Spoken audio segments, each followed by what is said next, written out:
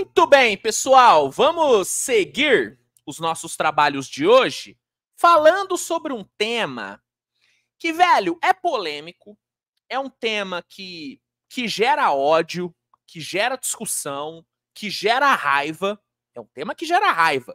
Só que, ao mesmo tempo, é um tema que gera algo muito bom, que é o quê? Discussão, debate.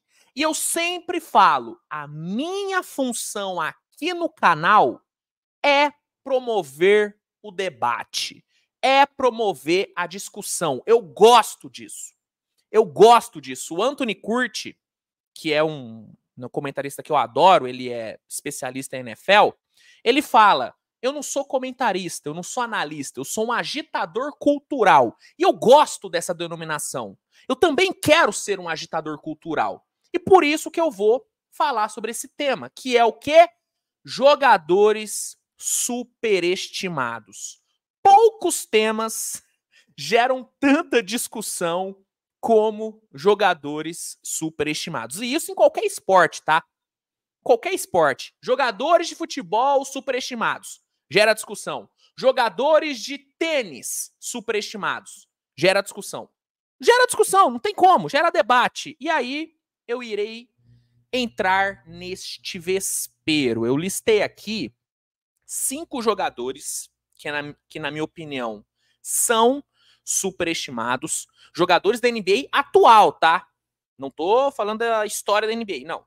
NBA atual. Se vocês quiserem que eu faça um vídeo sobre os jogadores superestimados da história da NBA, manda aí nos comentários. Mas aqui eu vou focar nos jogadores da NBA de hoje, que na minha visão são um tanto quanto superestimados pela galera. Então, deixa o like no vídeo, se inscreve no canal e vamos lá, vamos entrar neste tema tão espinhoso. Vai ser... eu já tô imaginando a galera revoltada nos comentários. Mas vamos lá. Para abrir essa minha lista, eu vou com um jogador que para mim é muito superestimado. E ele começou a ser superestimado por agora, tá? Há 2, 3 anos atrás, ele era 0 superestimado. Mas hoje a galera coloca ele num patamar que para mim não era para ele nem estar, né, por perto desse patamar, que é o Kyle Kuzma. Mano, assim, é impressionante como tem uma galera que pinta o Kyle Kuzma como se ele fosse um craque.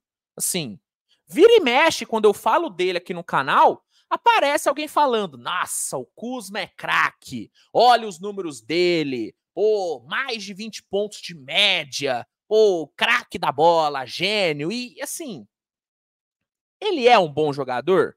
Cara, ele é um bom jogador. As últimas 2 temporadas dele foram muito boas, teve mais de 20 pontos de média e tal. Só que é muito importante você entender o contexto, né? Onde foi que ele teve essas médias? Onde foi que ele colocou esses números? Foi no Washington Wizards. Um time que, mano, não brigou por absolutamente nada nos últimos anos. Nada, absolutamente nada. E principalmente nesses últimos 2 anos, mano, assim, com todo respeito, o Washington Wizards parecia um pesque pague, pô. Só tem bagre. Só bagre no time. Então é natural que um jogador com um pouquinho mais de talento tenha números bons. Por quê? Porque não tem mais ninguém ali para dividir os números com ele. E o Kuzma é esse caso. O Kyle Kuzma, gente, ele é bom jogador. E a gente para por aí. Para por aí. E sabe quem é que mais superestima o Kuzma? O próprio Washington Wizards. Pô, gente, saiu informação de que o Wizards queria 2, 3 picks de primeira rodada pra trocar o Kyle Kuzma, gente. Pô, calma aí. Calma aí. Kyle Kuzma não vale nem metade disso. Mas nem metade. Então, pra mim, o Kyle Kuzma é muito superestimado. Teve uma vez, pô, isso aqui é um caos absurdo, que eu entrei numa discussão no Twitter, coisa que eu não recomendo, nunca discutam no Twitter, porque o lugarzinho, né, só tem ódio no Twitter, pelo amor de Deus, não entrem no Twitter. Se puderem fugir de lá, fujam. Mas uma vez eu entrei numa discussão lá com um cara que defendia que o Kuzma era melhor que o Pascal Siakam. Pô, inacreditável, gente. Inacreditável. Não tem como comparar o Kuzma com o Siakam. E ele queria comparar. Então, mano, assim, cara, esse dia foi absurdo. Esse dia foi absurdo. E então, assim, pra mim ele é muito superestimado. Muito, mas muita coisa. Muita coisa. E aí, seguindo nessa linha de jogadores do Wizards que são supervalorizados, que são superestimados, vamos falar sobre o senhor Bradley Beal, que durante anos foi o franchise player do Wizards, já era superestimado lá, e aí foi pro Phoenix Suns e continuou sendo superestimado. Pra mim, mano, em 2024, achar que o Bradley Beal é uma estrela é uma loucura. É uma loucura. Não tem como olhar pro Beal e falar, pô, esse cara é uma estrela da NBA. Ele não é mais uma estrela, gente. E já faz alguns anos que ele não é mais uma estrela. Só que ainda tem gente que pinta ele sendo isso. Entendeu? É um cara que na última temporada, jogando num Phoenix Suns badalado e tudo, entregou 18 pontos de média. Jogando um pouco mais de 50 jogos. Como é que você olha pra um cara desse e fala que é uma estrela? Não dá, mano. Não dá. Eu já tô começando até a parar de me referir ao trio Beal, Durant e Booker como um Big Three. Eu acho que nessa temporada eu não vou mais usar essa denominação. Porque não é Big Three. Porque o Beal não é uma estrela. Então, e assim, né, o contrato dele é absurdo, né? Falar do contrato do Beal é surreal. É surreal. Sim, eu acho que hoje tem 2 jogadores na NBA que tem uma cláusula de veto de troca no contrato. LeBron e o outro é o Bradley Beal, pô. É surreal, velho. É surreal. Então, mano, pra mim o Bradley Beal não é pouco superestimado. Ele é muito superestimado. Muita coisa. Muita coisa. Agora, vamos dar uma apimentada nisso aqui, porque eu falei sobre 2 nomes que eu acho que é um consenso de que são superestimados. Mas agora eu vou falar de um que eu acho que muita gente vai ficar maluca quando eu falar o nome dele. Mas é a minha opinião. E é muito importante salientar isso. Esse vídeo é todo baseado na minha visão, tá? Na minha visão. E na minha visão, o LaMelo Ball é um pouco superestimado. Mano, assim, o LaMelo, ele é muito bom jogador. Muito talentoso. Muito talentoso. Mas eu acho que a galera coloca ele em algumas discussões que ele não deve estar, mano. Por exemplo, tem muita gente que coloca ele numa lista de top 10 armadores da NBA atual. E na boa, o que ele fez para estar no top 10? O que ele fez? Para mim, assim, ele não tá no top 10. Ele não pode estar no top 10 armadores da NBA. Por exemplo, para mim, hoje, não existe discussão entre ele e o Haliburton. Haliburton tá muito na frente do LaMelo. Para mim, não tem discussão entre ele e o Tyrese Maxey. Para mim, não pode, hoje, alguém colocar o LaMelo na frente do Derrick White, numa lista de melhores armadores da NBA. NBA atual. Não dá. Ah, Luiz, você tá falando que você prefere ter o Derrick White ao invés do LaMelo Ball no seu time? Sim, eu prefiro ter o Derrick White no meu time. Então, de novo, o LaMelo, ele é muito talentoso. É lindo ver o LaMelo jogar. Ele é muito bom. Só que, Para mim, ele não pode estar nesse tipo de discussão. Por exemplo, muita gente acha que o Lamelo, pô, é um All-Star. Eu não acho. Eu não acho. Se eu tiver que votar entre ele e o Derrick White, por exemplo, para ir pro All-Star, eu voto no Derrick White. Eu voto no Tyrese Maxey. Eu voto no Haliburton. Eu voto no Trae Young. Eu voto em todos esses caras antes de votar no Lamelo.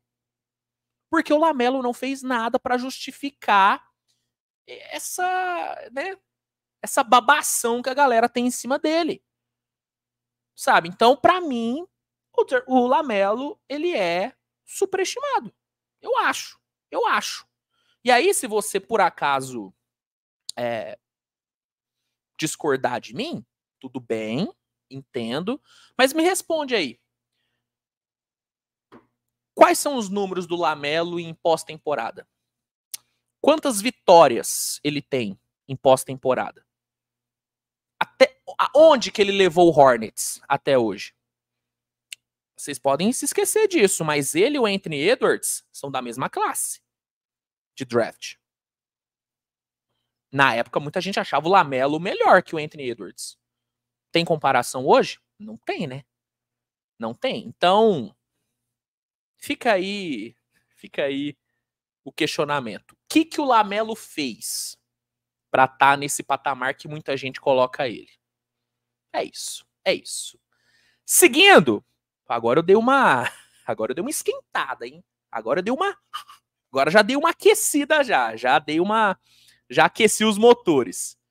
Vamos pro próximo nome, o penúltimo nome, que é um nome que, assim, é um que todo mundo considera superestimado e ele é um cara que não pode faltar em nenhuma lista desse tipo, que é Tobias Harris. O Tobias já faz aí uns 4, 5 anos que ele tá nessa lista de jogadores mais superestimados da NBA e ele segue sendo, assim, é bizarro que em 2024 ainda tem a gente considerando o Tobias algo a mais do que medíocre. É impressionante, né? O Pistons, gente, o Pistons acabou de dar 25 milhões de dólares de média pro Tobias, gente. 2024, Tobias tá ganhando 25 milhões de média. É surreal, gente. É surreal. E sabe o que é mais surreal? É que tem gente defendendo. Quando eu comentei sobre a contratação, e obviamente eu me posicionei totalmente contra esse contrato que o Pistons deu, muita gente apareceu. Ah, mas o Tobias é muito bom, vai elevar o patamar do Pistons. Não tem problema pagar isso para ele. Pô, gente, isso para mim é um absurdo. Não tem como você concordar com alguém dando 25 milhões de dólares na mão do Tobias por ano. Não dá, gente. O Tobias, ele nunca foi algo a mais do que medíocre. E medíocre não é ruim, medíocre é médio. Tobias é isso, médio, um medião da bola. Um medião da bola. Não dá, mano, não dá. E assim, e você quer fazer um exercício para você ver o quão superestimado ele é? Dá uma olhadinha nos ganhos que o Tobias já teve na sua carreira inteira. Se eu pegar o valor e falar que foi o... Vamos lá. Que foi o Joel Embiid que ganhou, que o Tobias ganhou, você vai falar, pô, tá, é plausível o Embiid ganhar isso. Mas não, foi o Tobias. O Tobias ganhou, na sua carreira, o que um All-Star ganhou. A diferença, o Tobias nunca jogou para ser All-Star. Ele sempre foi medíocre. Então, para mim, o Tobias segue sendo um dos caras mais superestimados da NBA. E esse entra na lista de mais superestimados da história da NBA, viu? Da história. Surreal. Surreal. E aí, para encerrar, eu vou aqui falar sobre o nome que talvez vocês não concordem, tá? Mas eu realmente acho que o pessoal tá colocando ele num patamar que ele não deve estar. Pelo menos não ainda. Que é o menino Cam Thomas do Brooklyn Nets. Mano, o que tem de torcedor do Brooklyn, dizendo que o time tem que reconstruir ao redor do Cam Thomas é brincadeira. Tem muita gente defendendo isso. E para mim, defender isso é uma insanidade, gente, porque não existe você iniciar uma reconstrução tendo o Cam Thomas como seu pilar. Não existe, gente. Ele é bom? É bom. Tem potencial? Tem. Merece mais minutos? Com certeza. Só que não dá para ele liderar um projeto. O Cam Thomas, ele é um peladeiro da bola. É um jogador que, mano, velho, ele é até meio indolente, sabe? É um cara muito descompromissado na defesa, oscila muito. É um cara que num jogo mete 50 pontos e no outro mete 4. Não dá para um jogador desse ser o líder de nenhum projeto. Não dá para você iniciar uma reconstrução tendo ele como seu pilar. Não dá. E muita gente acha que dá, que o Brooklyn tem que fazer isso, que o Brooklyn tem que usar o Cam Thomas como o franchise player do time nesse processo de reconstrução. E não pode, cara. Não pode. O Brooklyn, óbvio, tem que manter o Cam Thomas? Tem que manter, porque é bom jogador, é novo, tem potencial, mas não para liderar o projeto. O Brooklyn tem que buscar ainda o líder desse projeto. Por exemplo, se o Brooklyn pega o Cooper Flagg no próximo draft, aí beleza, usa ele como pilar, porque o Cooper Flagg, ele tem pinta de franchise player, entende? Quando o Minnesota pegou o Anthony Edwards, era muito claro para mim, pelo menos, que estava pegando o futuro franchise player. Quando o Spurs pega o Wembanyama, é um futuro franchise player. Você tá entendendo? O Cam Thomas não é esse cara. Não é esse cara. Pode vir a se tornar? Talvez. Mas hoje eu não vejo isso. E eu acho uma loucura ter tanta gente defendendo essa ideia de que o time tem que reconstruir ao redor dele. Não tem. Não ao redor dele. Ele tem que fazer parte da reconstrução. Mas não dá para ele ser o pilar de nada. Então, para mim, para fechar a lista, Cam Thomas é um dos mais superestimados também. Então, é isso, rapaziada. É isso. Concorda? Discorda? O comentário tá aí para isso, né? Fiquem à vontade para discordar, mas discorde com argumentos, tá? Discorde com argumentos, que aí a gente gera aquele debate bacana. Se gostou, deixa o like no vídeo, se inscreve no canal e é isso, tá? Nos vemos mais tarde com mais conteúdo. Grande abraço e tchau, tchau, turma.